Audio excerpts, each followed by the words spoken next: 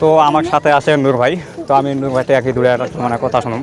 তো ভাই আমি দেখা পাচ্ছি 2 দিন আগে সোশ্যাল মিডিয়াতে আমি দেখছি যে পাবলিকে আর কি হাতত কই মাথাত কই বলটা নিয়ে এসে ফেলাবি না তো একজন দেখি পাবলিক এটাই যে হিসেবে গাঁ ভাঙবে লিখছে, নদী ভাঙবে লিখছে। পাবলিক এখন সরকারের উপরে আস্থা নাই, সরকারের বা জনপ্রতিনিধি যারা আছে আমাকে জায়গার উপরে আস্থা নাই।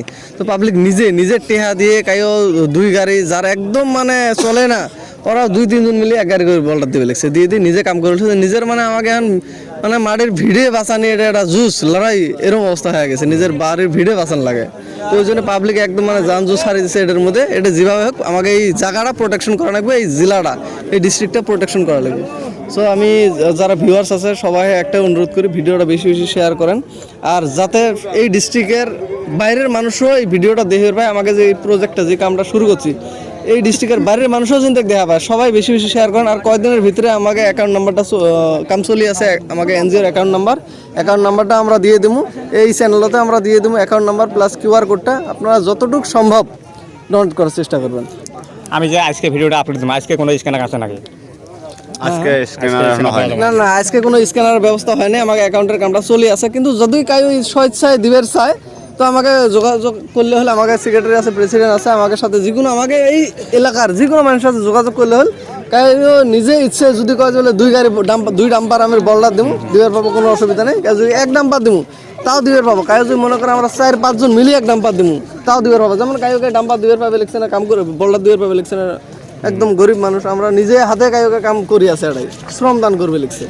তো আমাকে টার্গেট এটাই, আমাকে ডিস্ট্রিক্টে বাঁচান লাগে, কারণ সরকার এটা কাম করবে লিখছে না, আমরা দেখবে লিখছি বাধ্য আমরা নিজে।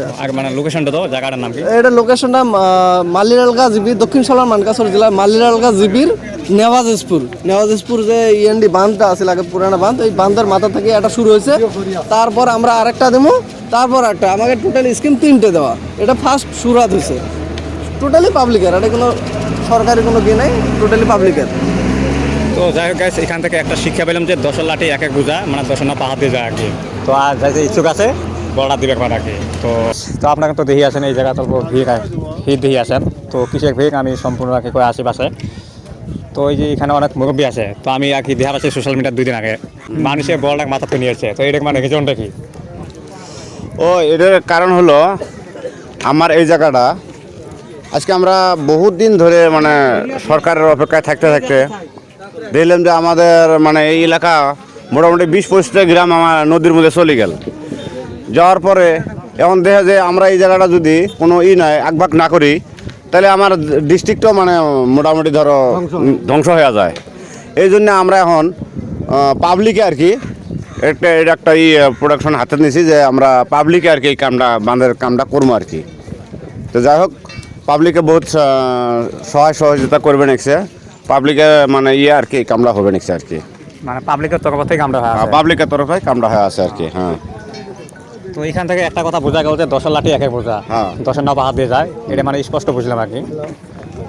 তো আমি গাইজক অনুরোধ করে আছি, যাই যে বলটা দেওয়ার ইচ্ছুক আছেন এই যে নেওয়া স্কুলে আসবেন, আসি বলটা দিয়ে যাবেন। যাই যতটুকু মানে সামর্থ্য আছে সামর্থ্য অনুযায়ী এই জায়গাটা মানে দিয়ে যাবেন। কারণ বর্তমান কন্ডিশন বহুত মানে বেয়া হয়ে আছে আর কি, বহুত মানে কন্ডিশন সে খারাপ হয়ে আছে আর কি। তো দেখেন আর কি পাবলিকে নিজে কষ্ট করে বলটা ফেলে দিয়ে আসে, যার মানে হয়তো খাবেন নেই তাও 3-4 জন মিলি 1 টাকা বলটা দিয়ে আসে। তো